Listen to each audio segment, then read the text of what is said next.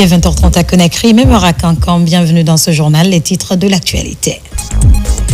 Noël marque la fête anniversaire de la naissance du Seigneur Jésus-Christ. Pour l'occasion, le Premier ministre s'est rendu à la cathédrale Sainte-Marie qui a rassemblé de nombreux fidèles dans une atmosphère de communion spirituelle. Le développement dans ce journal.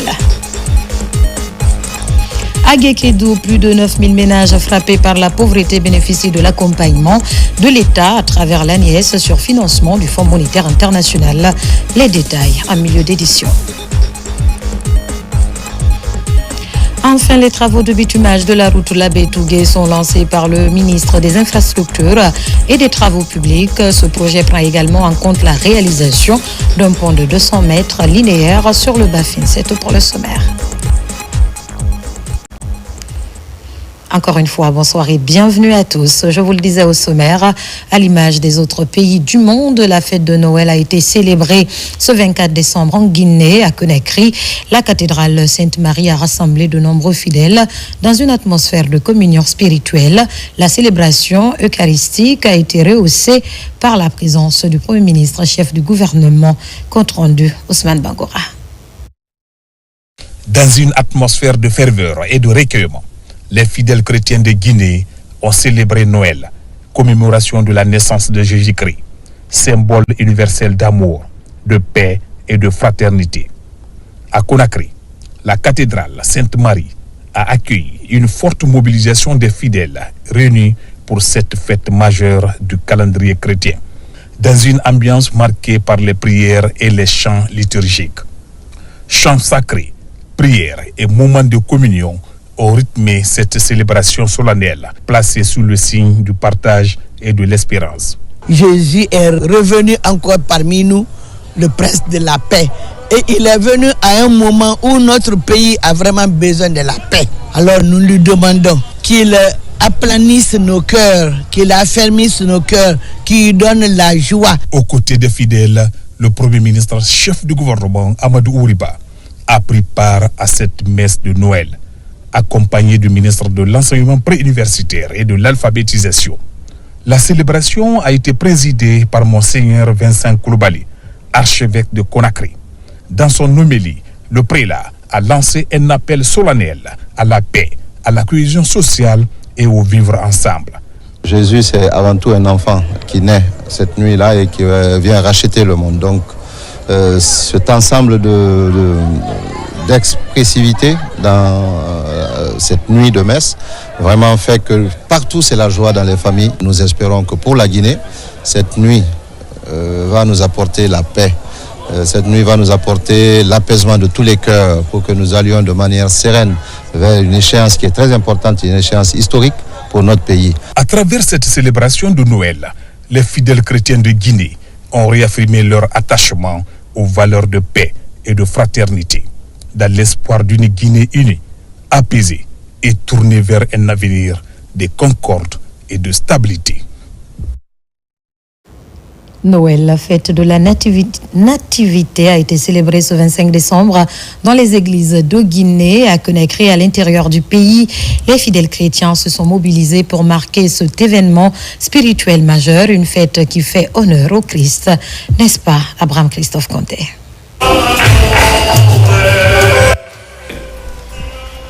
Le symbole de Noël visible dans toutes les églises à travers le monde entier.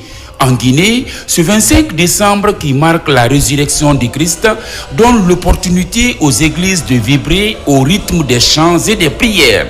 À la paroisse bienheureuse Anne-Marie Zavoué de Nongo, par exemple, les fidèles chrétiens se sont donné rendez-vous pour célébrer la naissance de Jésus-Christ, symbole de paix, d'amour et de solidarité. Si Jésus apporte la paix, c'est que nous sommes contents et nous souhaitons vraiment, à travers ce Noël, dans cette paroisse et aussi dans toute la Guinée, que le Seigneur puisse bénir toute notre terre pour avoir vraiment la paix, la cohésion, la sécurité entre tous. Que ces élections qui vont se dérouler se fassent dans de très bonnes conditions afin que nos peuples soient davantage unis et prospères. Noël est aussi fêté en banlieue de Conakry, plus précisément à la paroisse Saint-Charles-Luanga de Somfonia ou encore à la paroisse Saint-Étienne de Yimbaya. Cette nativité rappelle aux fidèles chrétiens l'importance de l'amour du prochain, du pardon et de la paix. Si vous voyez cela que nous manifestons dans la joie ou dans la prière, c'est pour que l'enfant qui est né, cet enfant qui est sauveur, soit pour nous une lumière. Et cette lumière, comme nous le disons souvent, que tout chrétien est la lumière du monde et tout chrétien est le sel du monde. Donc c'est cette lumière que nous allons transmettre à nos frères et sœurs pour qu'ils puissent aussi vivre cela dans la lumière. Noël, c'est aussi la paix, parce que celui qui est né, Jésus, c'est le prince de la paix. Vous savez que notre monde est caractérisé aujourd'hui par tant de violence et de conflits. Donc nous prions pour tous ces pays-là qui connaissent la guerre afin que l'enfant Jésus puisse inspirer les belligérants pour que la chance soit donnée à la paix. Dans la ferveur et la convivialité, les chrétiens de Guinée ont ainsi célébré Noël. Cette fête est également marquée par un événement majeur au sein des églises, le baptême des tout-petits.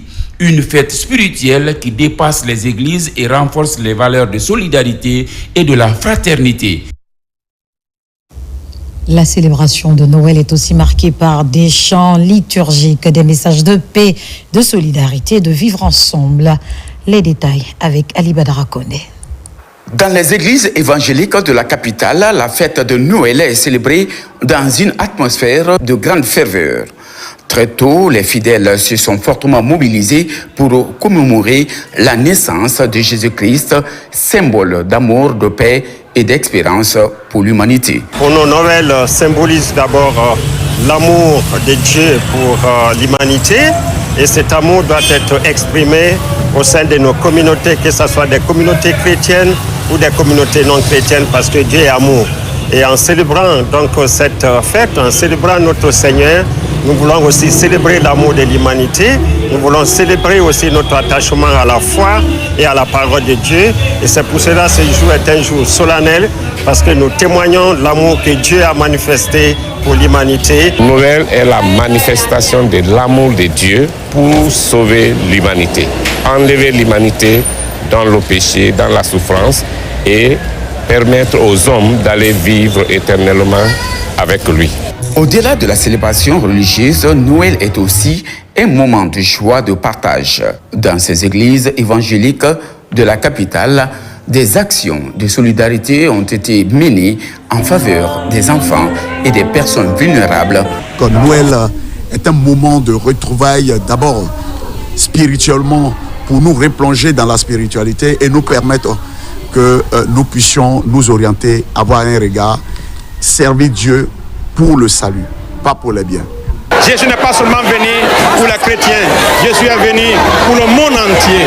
La Bible nous dit dans Jean 3,16, Dieu étant aimé le monde et il a donné son Fils unique afin que quiconque croit. Le mot quiconque implique tout le monde. Noël est étymologiquement la célébration de la naissance du Seigneur Jésus, qui est le personnage central du christianisme. Et Noël est aussi pour tout un pays la renaissance. Et ça marque pour notre pays ce que l'on appelle le renouveau. Dans les églises évangéliques de la capitale, Noël demeure un temps fort de communion, de foi et de solidarité. À Mamou, les fidèles catholiques étaient fortement mobilisés à l'occasion de Noël à la paroisse Notre-Dame Immaculée Conception de la région.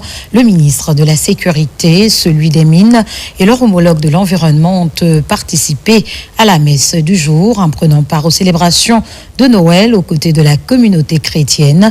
Ils ont posé un acte symbolique en faveur du vivre ensemble et de la cohabitation pacifique. Saint-Martin, Francine Adenau, Alpha Baldé. Pour les fidèles chrétiens, la solennité de Noël revêt des enjeux spirituels, humains et sociaux majeurs.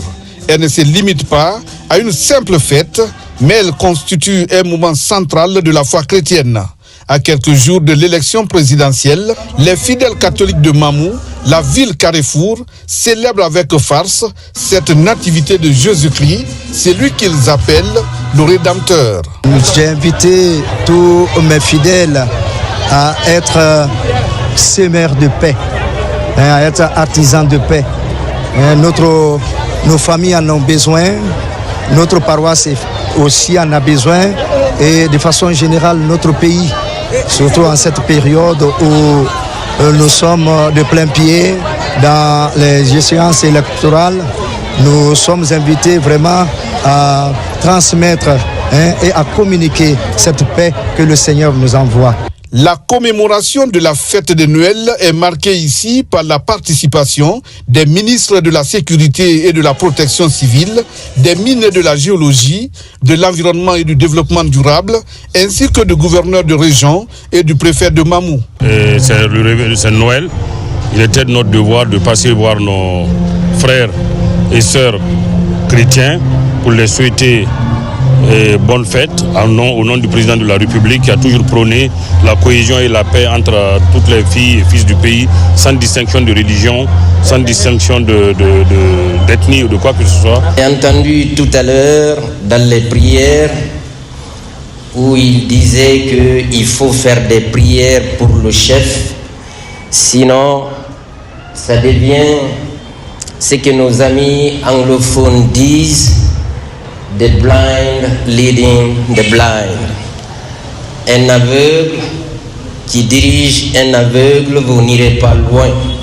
Donc lorsqu'on fait des bénédictions pour celui qui est au sommet de l'État, c'est pour que le pays marche normalement. À l'approche du scrutin présidentiel, période souvent marquée par des tensions politiques et sociales, le déplacement de l'émissaire du gouvernement en mission de travail à Mamou pour communier avec les fidèles chrétiens revêt une signification particulière, celle de rappeler que la Guinée reste avant tout une nation unie dans sa diversité religieuse, culturelle et ethnique. À l'occasion de Noël, toujours l'orphelinat Kasog de Kobaya, autrefois confronté à la pénurie d'eau, bénéficie de la générosité du Rotaract Club et du Club Interact. Cette action de solidarité avec les enfants démunis envers les enfants démunis s'inscrit dans les priorités des deux structures. En plus de ce forage, des vivres ont été remis aux responsables du centre. Reportage Nabil Moussa Kamara, Marwan Kamara. À l'occasion de la célébration de leur action commune Sapin de Noël, le Club Interact de Conakry et le Club Rotaract de Conakry offrent un forage et des vivres à l'orphelinat Kasog de Kobaya. Émus par ce geste symbolique, les responsables du centre ont exprimé leur reconnaissance à l'endroit des donateurs. Ils ont aussi invité l'ensemble des acteurs à s'impliquer dans l'accompagnement de l'éducation des enfants démunis. Il faut déplacer une citerne d'eau à 500 000 francs par semaine. Aujourd'hui, si nous voyons Rotaract Interact Club qui viennent installer l'eau potable dans cet orphelinat pour le bien des enfants démunis et orphelins, vraiment ça nous va droit au cœur. Nous remercions Rotaract et Interact Club. J'appelle les autres structures, les ONG, à venir en aide à ces enfants. C'est l'orphelinat qui s'occupe d'eux. Sans l'orphelinat, ces enfants ne sont rien. Ils sont tous des orphelins de mère et de père. Donc, je les invite tous à faire comme nous, de venir accompagner ces enfants dans différents domaines. À travers cette action guidée par l'esprit de générosité d'union et de communion de Noël, les partenaires et les responsables des structures bénéficiaires réaffirment leur engagement à bâtir une société plus juste où l'accès à l'eau potable n'est pas un privilège, mais un droit fondamental. Aujourd'hui, nous avons apporté à ce centre aux enfants des cadeaux à travers notre Père Noël, des vivres, et le plus opportun aujourd'hui, c'est de les faciliter l'accès à l'eau potable. Comme vous pouvez le constater, nous avons aujourd'hui lancé la phase de construction d'un forage tout équipé pour le 10 centres, dont les travaux démarreront ce matin. Garantir l'accès à l'eau potable et combattre la stigmatisation du VIH pour des communautés plus inclusives est le thème de cette 9e édition de l'action d'intérêt public du Rotaract Club. Dans un autre registre, justice avec la moralisation de la vie publique. Lors de sa conférence de presse annuelle, l'agent judiciaire de l'État a rendu compte de sa gestion. Plus de 28 milliards de francs guinéens ont été recouvrés cette année. À cela s'ajoutent de nombreux biens immobiliers confisqués. L'exercice vise à lutter contre le détournement et la corruption. On fait le point avec Kerneuil Nosaba. C'est devenu une tradition pour l'agence judiciaire de l'État de faire la situation de sa gestion à la fin de chaque exercice. À l'occasion de la clôture de l'exercice 2025, donc, le patron de l'agence tient cette conférence de presse pour une question de transparence et de redevabilité. Ainsi, dans son rôle de défenseur des intérêts de l'État, l'agence a récupéré plusieurs domaines spoliés, ceux-ci fondés sur la base des victoires judiciaires. Grâce à la volonté politique du président de la République pour la mobilisation des ressources internes, la récupération des biens spoliés de l'État et grâce à sa détermination sans faille contre l'impunité, plusieurs actions majeures ont été menées, notamment dans les affaires suivantes. 1. État guinéen agit contre M. Ibrahima Chérif Ba et autres concernant le domaine de Somphonia Lac. 2. État guinéen agit contre M. Amadou Diallo concernant l'ancienne ferme avicole de Kaporo. 3. État guinéen agit contre la société d'investissement des projets domiciliaires et constructifs SIPDC concernant le complexe immobilier Résidence 2000. État guinéen AGE contre M. Sidia Touré concernant le domaine de la minière. État guinéen AGE contre M. Senou Dalen Diallo concernant le domaine de Dixine. 6. État guinéen AGE contre M. Alpha Ibrahim Akera concernant le domaine de la cité administrative de Donka. Dans ce contexte marqué par la volonté de renforcer la moralisation de la vie publique, des recouvrements sont opérés. L'agence judiciaire a donc mobilisé plusieurs milliards en faveur de l'État, des résultats qui traduisent la volonté à lutter contre l'impunité en vue d'une meilleure gestion des ressources. L'agence judiciaire de l'État a procédé également au recouvrement des montants ci-après. 12 milliards 790 millions 366 787 francs guinéens. 1 million 109 292 et 8 centimes d'euros. 239 474 et 3 centimes de dollars américains pour les entités l'ayant saisi aux fins de recouvrement, contribuant ainsi à l'accroissement des recettes publiques. Sur la situation des affaires pendantes devant la CRIEF, l'agence judiciaire de l'État donne des précisions sur le cas de Kassori Fofana et autres en difficulté avec la justice. Donc, des décisions rendues en première instance à date en faveur de l'État guinéen, il y a ministère public AGE contre M. Ibrahima Kassori Fofana. 2. Ministère public AGE contre M. Mohamed Djani. 3. Ministère public AGE contre Oye Gilavogui. 4. Ministère public AGE contre M. Ibrahima Kourma. 5. Ministère public AGE contre M. Amadou Damaro Kamara. 6. Ministère public AGE contre M. Ibrahima Chérif Ba. 7. Ministère public AGE contre M. Mamadou Saïdou Baldé. Contre toutes ces décisions, il y a eu appel. Donc les procédures sont actuellement pendantes devant la Cour d'appel. À date, nous ne pouvons rien confisquer, rien recouvrer contre ces personnes. À part seulement le cas de Djani. Monsieur Djani, il vous souviendra que la CRIEF a ordonné l'exécution provisoire au quart du montant alloué à l'État à titre de dommages et intérêts. 500 milliards. Le quart de 500 milliards, c'est 125 milliards. En dépit de ces résultats majeurs au bénéfice de l'État, l'agence judiciaire de l'État entend renforcer le dispositif pour mieux garantir les intérêts de l'État devant les instances judiciaires et arbitrales. Ceci conformément à l'engagement du gouvernement à lutter contre les détournements et autres pratiques assimilées. pour sa position stratégique en Afrique et dans le monde dans le domaine de la préservation de la paix et de la stabilité globale. La communauté internationale s'est fortement mobilisée pour la réussite du scrutin présidentiel du 28 décembre. Les institutions en charge de l'organisation, que sont la DGE et l'ONASUR, font face à un balai diplomatique. C'est le cas des ambassadeurs de l'Union européenne, la mission d'observation de l'Union africaine et même les instances africaines de régulation des médias. La suite avec Amadou Touré et Abdul Razak Souma. Pour réussir l'organisation du scrutin présidentiel de ce dimanche 28 décembre, l'Afrique et la communauté internationale se mobilisent aux côtés de la Guinée.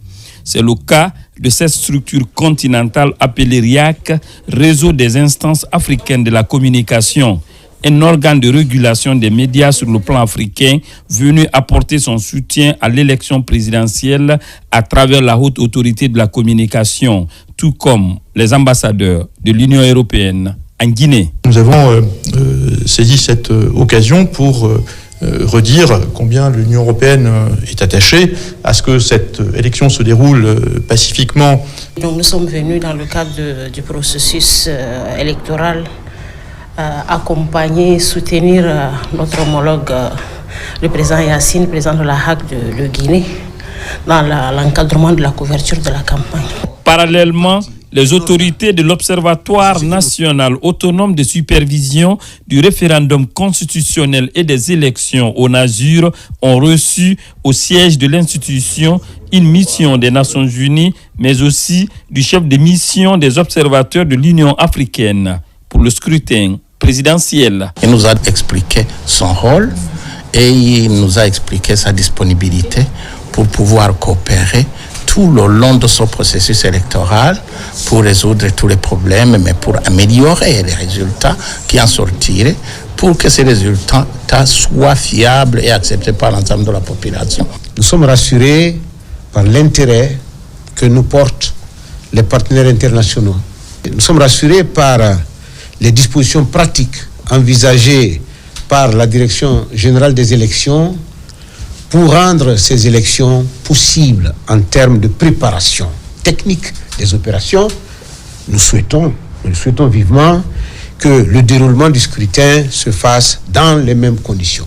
Ce balai diplomatique en faveur de la Guinée démontre, selon ses partenaires techniques et financiers, la place de la paix en Guinée, un pays stratégique dans la stabilité de la sous-région du continent africain. À présent, ce communiqué du ministère de l'Administration du Territoire et de la Décentralisation communiqué. Le ministre de l'Administration du Territoire et de la Décentralisation porte à la connaissance de la population que pour des impératifs liés à la sécurité intérieure et au maintien de l'ordre public, la vente, la détention et l'utilisation des feux d'artifice sont formellement interdites sur l'ensemble du territoire national du mercredi 24 décembre 2025 au vendredi 5 janvier 2026 inclus. À l'issue de cette période, toute utilisation de feux d'artifice est subordonnée à l'obtention préalable d'une autorisation expresse du ministre de l'Administration du Territoire et de la Décentralisation, conformément aux dispositions réglementaires en vigueur. Le ministre en appelle au sens civique, à la responsabilité individuelle et collective de l'ensemble des citoyens et les exhorte au strict respect de la présente mesure prise dans l'intérêt supérieur de la sécurité publique. Les gouverneurs de région, les préfets et les sous-préfets sont chacun, en ce qui les concerne, chargés de la mise en œuvre et du suivi rigoureux du présent communiqué, qu'on a écrit le 25 décembre 2025, signé M. Ibrahima Khalil Condé, ministre de l'Administration du Territoire et de la Décentralisation. La jeunesse forestière pour la continuité élargit son plan d'action à travers la sensibilisation des citoyens de la région. Elle les incite et sensibilise à voter dans les règles de l'art le jour du scrutin. Isiaka Kamara et Amadou Bailobari. À quelques jours du scrutin présidentiel prévu le 28 décembre 2025, la jeunesse forestière pour la continuité JFC reste engagée à multiplier les sensibilisations à travers tous les quartiers de Njérékoré. La vision est d'aider les citoyens à comprendre comment voter afin de réduire les bulletins nuls dans le processus. C'est pourquoi nous avons dit à nos rabatteurs sensibiliser la population pour préserver la paix pendant les campagnes et après les campagnes. L'initiative qui est prise pour être auprès des citoyens, afin de faire le rabattage, les montrer comment et le pourquoi voter, c'est bien terminé. Et effectivement, en général à Njérékoré et en particulier le quartier Moumou, en tant que le premier responsable pour assumer ces actions. Les citoyens de Njérékoré se disent satisfaits de cette sensibilisation qui leur a permis désormais d'être en mesure d'exprimer leurs droits civiques dans les règles de l'art. Au départ, il y avait des lacunes. Mais maintenant, là, ils viennent nous montrer comment on doit voter. Maintenant, nous sommes vraiment contents et nous attendons maintenant le 28 décembre pour le vote. À l'arrivée de JFC, je ne savais pas comment voter. J'ai posé les questions à travers le JFC. Il m'a bien montré, bien savoir comment voter. La jeunesse forestière pour la continuité, JFC, ouvre toutes les possibilités aux citoyens de la région forestière d'exprimer librement et positivement leur voix pendant les élections présidentielles du 28 décembre prochain. Deuxième grand titre de cette édition à Guékédou, l'Agnès fait des heureux à travers le projet Guichet Choc Alimentaire. Plus de 9000 ménages frappés par la pauvreté bénéficient des allocations sociales. Ces transferts monétaires sont financés par le Fonds monétaire international. Abdul Karim Kamara. Dans l'arrière-pays, pas de répit pour l'Agnès dans la recherche du moindre indice multidimensionnel sur la pauvreté. Aujourd'hui, l'un des aspects de ce combat porte sur la résilience aux crises alimentaires qui ont fragilisé ces derniers temps une frange importante de la population guinéenne après la Covid-19. Guékédou la Martyre fait partie des 9 préfectures bénéficiaires de ce projet dénommé Guichet Choc Alimentaire.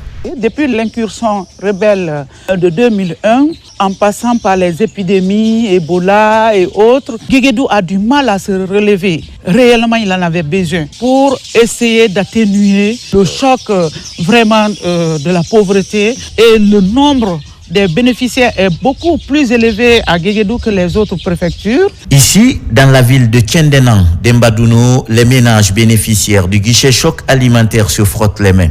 Ils reçoivent chacun le 3e transfert monétaire en triple mensualité.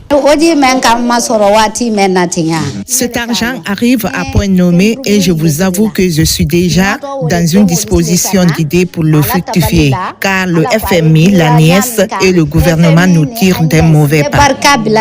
En tout, 9022 ménages sévèrement pauvres sont bénéficiaires de ces allocations sociales dans la préfecture de Guékédou, financées par le Fonds monétaire international. Crédit Rural et nous avons respectivement des listes. Donc nous essayons de faire ici, de nous assurer de la conformité ici de la liste de ces ménages-là. Ensuite, nous nous assurons ici de l'effectivité, c'est-à-dire de la présence physique du ménage lors du retrait des fonds. En les laissant les gérer seuls, il peut y avoir des petits soucis. Mais si nous suivons, si nous leur prodiguons des conseils pour leur dire c'est ce qu'on a demandé de faire avec ces montants, il faut le faire. Je pense que ces montants seront utilisés comme l'a demandé ceux-là qui nous l'ont donné. 136 localités de Guékédou sont concernées par les transferts monétaires du guichet choc alimentaire dont la supervision des paiements est assurée par les assistants communautaires déployés par l'ANIES. Diplomatie économique, comment faire adhérer la diaspora? Le sujet est en discussion à Berlin, c'est en Allemagne. L'objectif est de mobiliser les Guinéens établis à l'étranger autour de ce programme. Des compatriotes basés en Europe, en Afrique et en Amérique qui adhèrent. Le développement avec Guinéen Sané. L'une des phases du programme a été lancée récemment à Paris avec la mise en place d'une plateforme d'identification des compétences et entreprises guinéennes à l'étranger. Le programme se poursuit ici sur les terres allemandes, le temple de l'économie européenne. Le volet économique de la diplomatie guinéenne vient à la rencontre de la diaspora. Notre programme est articulé autour des 5 piliers majeurs dont le 4e spécifiquement dédié à l'amélioration de la contribution de la diaspora au développement socio-économique de notre pays. Notre mission, c'est de jeter des ponts solides et durables entre vous et l'administration publique, entre vos entreprises et nos petites et moyennes entreprises établies en Guinée. Il y a des pays qui sont aujourd'hui en expérimentation, tels que l'Espagne, pour l'établissement des extraits de naissance pour les enfants. Parce que le problème se pose souvent. Quand les gens ont des enfants, on a du mal souvent à avoir leur extrait de naissance. Souvent, on donnait des extraits ici, une fois qu'on a dit il faut faire établir là-bas. Mais maintenant, certaines ambassades ont commencé. Ça va continuer pour toutes les ambassades. Depuis son lancement, il y a un peu plus de 2 ans, le programme de diplomatie économique appelé PRODEIC œuvre à mobiliser les investisseurs guinéens et étrangers pour nouer des contacts avec des hommes d'affaires du pays. C'est dans ce cadre que l'Allemagne a été choisie pour conduire la première mission il y a de cela 2 années. La citoyenneté sociale, l'unité nationale, le vivre ensemble, la concorde nationale, le progrès social, la République, ce sont des valeurs qui sont chères aux hautes autorités nationales. La diaspora constitue un pont de confiance, un vecteur de développement socio-économique de notre pays. Un appel pour mobiliser la diaspora guinéenne autour de l'essentiel, le développement du pays. Dans un autre registre, les travaux de bitumage de la route Labé-Tougué sont lancés par le ministre des Infrastructures et des Travaux publics. Ce projet prend également en compte la réalisation d'un pont de 200 mètres linéaires sur le Bafing. Une fois réalisée, cette route va désenclaver les zones de production agricole du Fouta Djalon. Abdoulaye Diaka Silla, Aboubakar Junior Camara.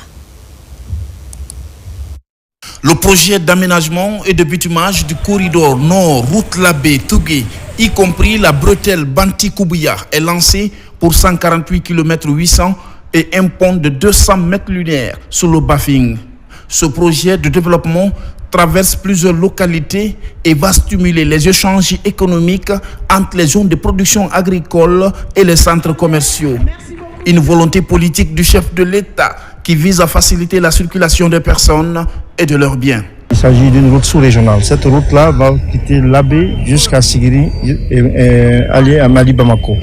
Donc c'est plus qu'une route, c'est une liaison entre nos 2 États, le Mali et la Guinée. Mais cette fois-ci, nous allons demander à l'entreprise de tenir compte de ça, de recruter des jeunes et les former pour qu'ils soient capables demain de participer à l'entretien de ces routes-là en Guinée. Donc ça, c'est le contenu local va être beaucoup surveillé et nous sommes en discussion déjà avec l'entreprise pour tenir compte du contenu local. Ce projet de développement répond à tous les critères d'une infrastructure moderne dont la structure tient compte de la densité du trafic, avec ses 2 voies de circulation et parfois doublées dans les grandes agglomérations traversées par le projet. CES est l'entreprise recrutée par le maître d'ouvrage et le respect des normes et de rigueur. La CSE accordera une attention particulière au respect des exigences environnementales et sociales en vigueur. Par ailleurs, l'entreprise va privilégier aussi le recrutement de la main-d'œuvre locale afin de favoriser l'emploi et permettre aux populations riveraines au projet de bénéficier autant que possible des retombées positives du projet. Je dirais juste alhamdoulilah que le président Mamadi Doumbouya a pu réaliser ce rêve pour la population de Tougué jusqu'à Dingirawi. Nous sommes très contents et nous sommes rassurés que les travaux seront exécutés dans les règles de l'art en respectant les cahiers de charges et le délai contractuel. Cette cérémonie de lancement mobilise toutes les couches sociales de la ville de Kamo Alpha Molabé, très reconnaissante pour ses multiples projets de développement lancés dans la région. La reconnaissance est dédiée au chef de l'État et au ministre des Infrastructures et des Travaux publics, qui est désormais le citoyen d'honneur de la ville de Labé. Poursuivons ce journal à la mosquée Fofana de Metoto. S'est tenue une cérémonie de lecture du Saint-Coran. L'objectif est de renforcer le tissu social, préserver la paix et la cohésion dans le pays à quelques jours de l'élection présidentielle. L'activité est pilotée par l'initiative citoyenne de Guinée. Moussa Bangoura, Mohamed Lamine Kamara. Au compte de la préservation de la paix, le renforcement du vivre ensemble et la quiétude sociale dans le pays. Cette cérémonie de lecture du Saint-Coran est organisée ici, à la mosquée Fofana de Matoto. Cette rencontre religieuse est pilotée par l'initiative citoyenne de Guinée. Nous pensons qu'il faut vraiment essayer de sensibiliser la population et autant que faire se peut pour que l'apaisement qu'on voit, il y a cette campagne qui se passe aujourd'hui de la manière la plus civilisée. C'est la première fois d'ailleurs que nous remarquons la chose de cette manière, que ça se passe bien. Alors priez Dieu, nous demander vraiment que le Guinéen comprenne la nécessité de vivre dans la paix et en harmonie. Religieux, sages, érudits, citoyens et plusieurs personnalités sont tous mobilisés. Le Coran a été lu plusieurs fois. Des bénédictions ont été formulées pour le peuple de Guinée, pour le renforcement du tissu social, mais aussi pour que cette élection présidentielle se passe dans la paix et la sérénité. Nous devons faire que cette Guinée la gagne. Nous devons aller vers la paix. On ne peut pas faire la paix sans dialogue. En faisant le dialogue, nous devons être sincères. En mettant tout le monde sur la même table, nous devons appeler tous les Guinéens, tous les fils de ces pays à se parler. Nous remercions aujourd'hui que Dieu fasse que l'élection se passe dans le paix. Ces genres de rencontres doivent être démultipliés partout dans le pays afin que partout, avant, après les élections, les Guinéens fassent preuve réellement de bon sens et de retenue. En cette période électorale, les messages de sensibilisation interpellent les citoyens à la retenue, à la cohabitation pacifique et à l'acceptation de l'autre. Toutes choses qui favorisent l'unité d'action pour le développement de la nation. Vous le savez tous, la transition guinéenne tend à sa fin. Les initiatives en faveur du vivre ensemble se multiplient à Kouroussa, dans le district de Sanassia, sous-préfecture de Sanguiana. Des leaders religieux ont organisé une cérémonie de lecture du Saint-Coran pour une élection présidentielle apaisée. Cette rencontre spirituelle a été rehaussée par la présence des grands imams de Kouroussa, de Dondiaya numéro 4 et notables de Kankan. Ibrahima Oulim Fofana, compte rendu.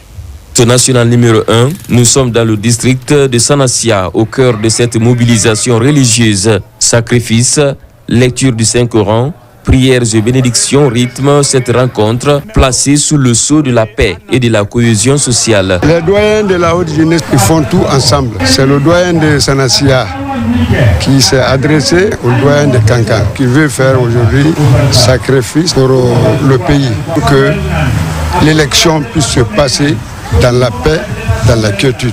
C'est une bonne chose, c'est une manière pour nous de saluer la population de Sanassia, les sages, les femmes, les jeunes, pour avoir organisé cette lecture du Saint-Coran en faveur de l'unité nationale, en faveur de la paix, pour que les élections présidentielles puissent se passer dans les meilleures conditions. L'événement est marqué par une forte mobilisation des femmes et des jeunes du district de Sanassia, du groupement Fabarademe de Guinée ainsi que de Serre Dandiaya numéro 4 de Kankan. Une occasion pour la localité de mettre en avant certaines réalisations en infrastructures modernes tout en soulignant les défis persistants, notamment en matière de scolarisation. Nous réaffirmons ici notre disponibilité à accompagner les autorités dans la préservation de la paix. Nous formulons quelques doléances majeures. L'élection de Sanassia en sous-préfecture, la construction d'une maison des jeunes, la finition de la mosquée du village, le désenclavement de nos villages environnants. Qu'il y ait la paix durable dans le pays, à Sanassia, à Brain et dans toute la préfecture de Kouroussa. Et que Dieu bénisse notre président. À Sanassia, la lecture répétée du Saint-Coran et la récitation du Khatimul Coran donnent une dimension particulière à cette rencontre spirituelle. Président de district, sous-préfet et maire de Sanguiana appellent unanimement les populations à redoubler d'efforts pour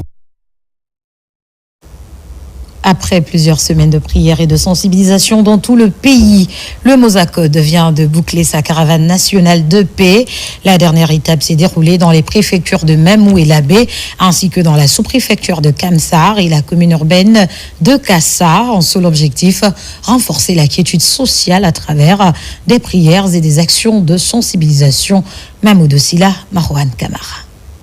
À travers la caravane nationale de sensibilisation pour la paix, le Mosacode continue de porter son message d'unité à l'intérieur du pays.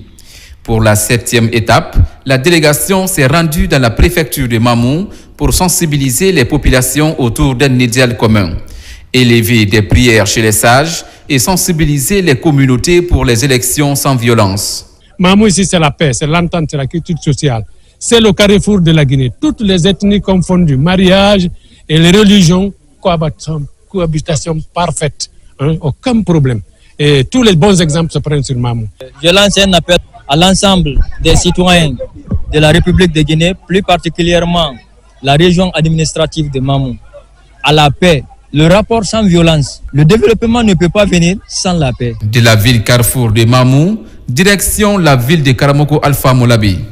Ici également, la caravane de la paix a mis l'accent sur des prières et la sensibilisation sur le civisme pour le bon déroulement du scrutin présidentiel prochain. Le Mosacode a jugé nécessaire d'être sur le terrain afin de sensibiliser la population sur l'importance ici de la paix, le vivre ensemble et l'harmonie, la cohésion entre les Guinéens. Aujourd'hui, c'est un jour historique pour l'abbé. Si nous sommes réunis ici, c'est parce que l'abbé a décidé de se lever, de se montrer, de parler d'une seule voix. De la Moine Guinée, l'équipe conduite par la coordinatrice nationale du Mosacode, Haya Daba Doumbouya, s'est dirigée dans la sous-préfecture de Kamsar. Les messages portés par la délégation ont été bien accueillis, traduisant une volonté commune de préserver la stabilité et le vivre ensemble en cette période électorale. Ce que je peux dire à la population de Kamsar et en général la région de Boutier, c'est de cultiver la paix et avant, pendant et après le processus électoral. On est en train de faire des bénédictions à porte à porte, les sensibilisations pour que les élections puissent passer dans les bonnes conditions en Guinée, surtout à Kamsar. La caravane nationale de la paix a atteint sa destination finale après plusieurs semaines de voyage dans les régions du pays. À bord de cette embarcation, les membres de Mosacode ont traversé la mer pour sensibiliser la communauté de Kassa pour la préservation de la paix. Le message, c'est un message de paix, d'unité et d'espoir que nous lançons. Les situations de Kassa sont prêtes pour que ces élections se déroulent dans de très bonnes conditions. Toutes les dispositions sont prises à tous les niveaux. Merci pour votre mobilisation citoyenne. C'est de la paix que nous cherchons et notre mission est accomplie. Dans chaque ville et chaque village traversé, nous avions été accueillis chaleureusement. Chacun apporte sa pierre à l'édifice du message de la caravane. Le bilan de cette caravane est largement positif. Elle a permis de sensibiliser des milliers de personnes à la préservation de la quiétude sociale. Pour atteindre certaines localités, ils ont dû traverser des fleuves à bord des bacs et de petites embarcations, symbole de leur détermination à ne laisser aucune communauté de côté. Et disons qu'il y a quelques heures, le très célèbre prédicateur de la République démocratique du Congo a foulé le sol guinéen sur invitation d'une association musulmane de Guinée. Dr Abdulmajid Kassogbia tiendra ce vendredi une conférence islamique ici même à Conakry. L'initiative s'inscrit dans une dynamique de sensibilisation pour une élection apaisée. Dr Abdulmajid est au micro de Abdul Karim Kamara. Suivez. Nous avions été invités par l'association Grand Mandingue qui est présidée par le président Ouassaba. Et c'est là pour que nous puissions apporter notre apport, n'est-ce pas, par rapport à la sensibilisation de la population, n'est-ce pas, sur la nécessité, n'est-ce pas, de la tenue des élections apaisées dans ces pays qu'est la Guinée. Donc nous allons devoir, Inch'Allah, mettre en évidence les principes islamiques éternels devant nous permettre, n'est-ce pas, de vivre des élections apaisées et d'accepter les décrets du vin. C'est toujours un sentiment de joie de retrouver la Guinée. parce que j'ai déjà été ici plus de 6 fois.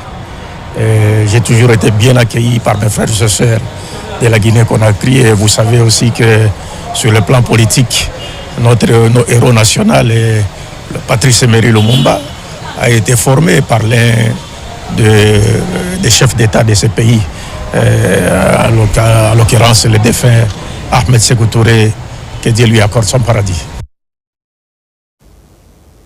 À présent, ce communiqué du Conseil national de la transition communiqué. Le président du Conseil national de la transition informe les conseillers nationaux que, suite à la saisine du Premier ministre relative à l'autorisation de perception des impôts et à la reconduction par décret des crédits du budget de fonctionnement de l'exercice 2025, une séance plénière du Conseil national de la transition est convoquée demain vendredi 26 décembre 2025 à 15h à l'hémicycle du Palais du Peuple.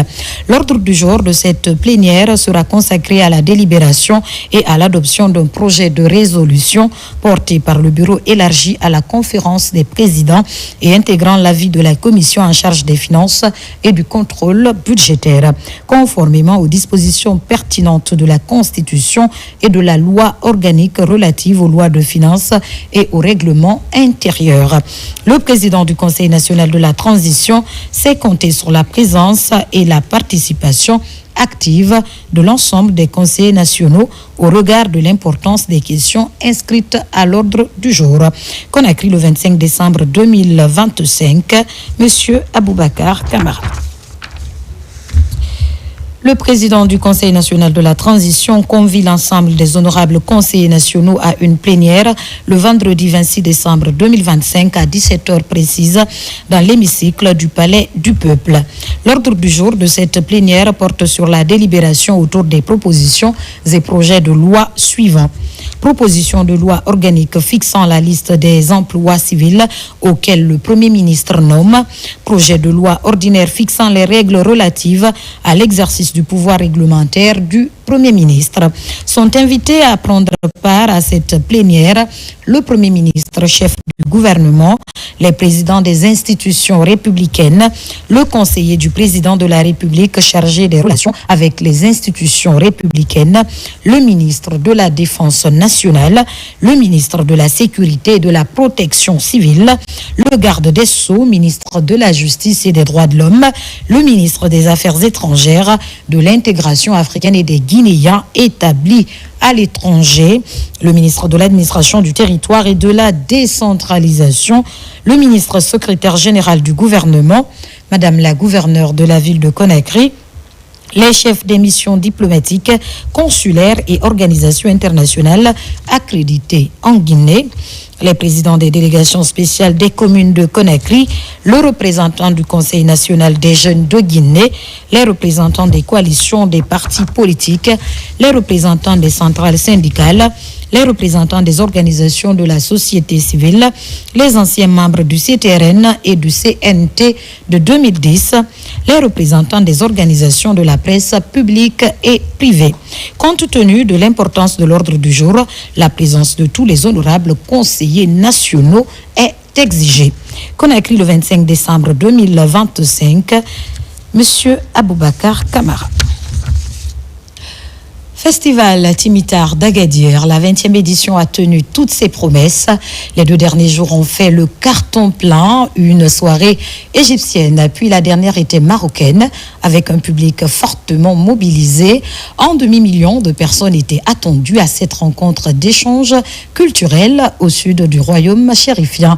L'ambiance des 2 derniers jours avec notre envoyé spécial, Ousmane Ba. L'ambiance est bon enfant.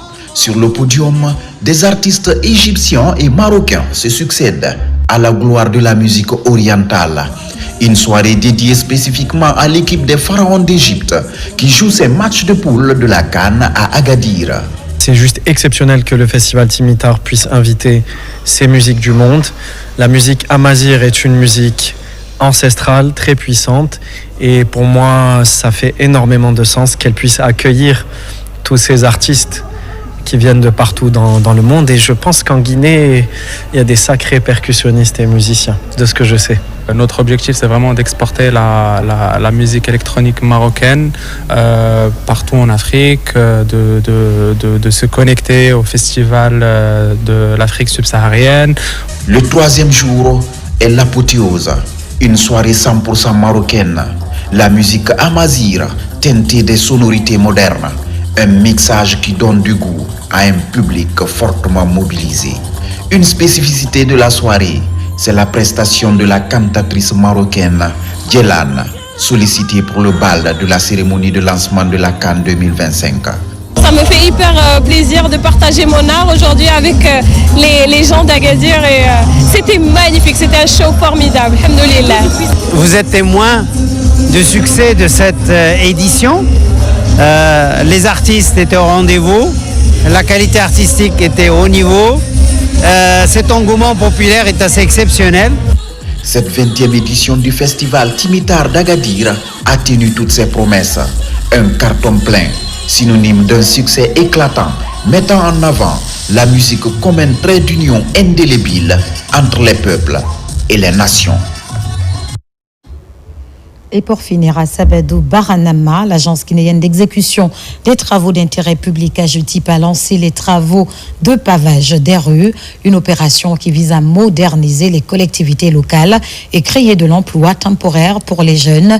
La cérémonie de lancement a connu une forte mobilisation de la population et des autorités de la région administrative de Kankan. Moussa Komara, reportage. Nous sommes à Sabadou Baranama. Dans cette commune rurale, une nouvelle page du développement local s'ouvre. L'agence guinéenne d'exécution des travaux d'intérêt public lance les travaux de préfabrication d'éléments en béton selon l'approche IMO. Une approche qui permet de maîtriser la qualité des ouvrages et de créer des milliers d'emplois temporaires.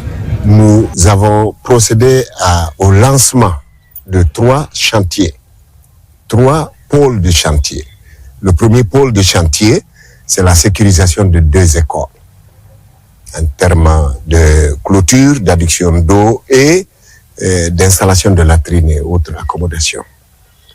Et le deuxième lot, c'est l'ouverture du pavage de pavés, 1800 pour être précis. Et le troisième lot, c'est l'édification d'un foyer de jeunes pour la jeunesse de Sabadou Baranama. Ce programme de pavage des rues concerne les tronçons 1, 2, 3 de Sabadou Baranama. Dans cette première phase de préfabrication, plusieurs modèles de pavés seront produits par les ouvriers pendant 3 mois. Nous allons préfabriquer des dizaines de mille de pavés. Il y a des autres entreprises qui viendront pour la peau de ces mêmes pavés-là. Ces projets ambitieux fondés sur l'inclusion, l'emploi et la proximité vont maximiser l'emploi local et transformer l'image du village. Des étoiles plein les yeux, les autorités saluent cette volonté du gouvernement qui dessine les contours d'un futur prometteur. La population de Sabadou Baranama, ces infrastructures sont les vôtres. Elles vont améliorer votre mobilité, réduire la poussière, assainir votre cadre de vie et offrir à vos enfants des lieux de rencontre sains. Je vous exhorte à soutenir les entreprises sur le terrain. À travers Sabadou Baranama, c'est toute une stratégie nationale de développement participatif qui se déploie. Le ministère de la Jeunesse, maître d'ouvrage, espère trouver une réponse énergique au chômage des jeunes en milieu urbain et rural. C'est la fin de ce journal. Merci à tous de l'avoir suivi. L'actualité se poursuit sur nos antennes. Guinée, notre paradis, terre de richesse, d'opportunités et d'innovation. Bonsoir.